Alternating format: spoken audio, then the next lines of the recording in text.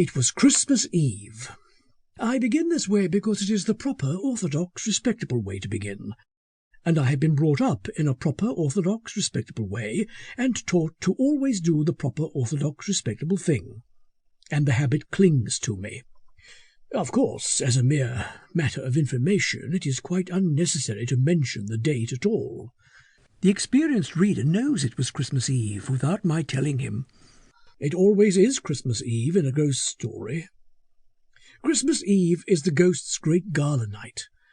On Christmas Eve they hold their annual fete.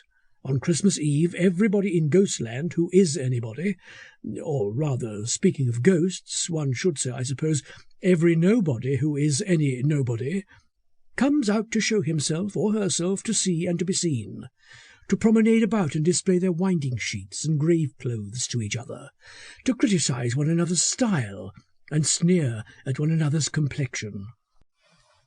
Christmas Eve parade, as I expect they themselves term it, is a function doubtless eagerly prepared for and looked forward to throughout Ghostland, especially the swagger set, such as the murdered barons, the crime-stained countesses, and the earls who came over with the Conqueror and assassinated their relatives and died raving mad. Hollow moans and fiendish grins are, one may be sure, energetically practised up. Blood-curdling shrieks and marrow-freezing gestures are probably rehearsed for weeks beforehand. Rusty chains and gory daggers are overhauled and put into good working order, and sheets and shrouds laid carefully by from the previous year's show are taken down and shaken out and mended and aired. Oh, it is a stirring night in Ghostland, the night of December the 24th. Ghosts never come out on Christmas night itself, you may have noticed. Christmas Eve, we suspect, has been too much for them. They are not used to excitement.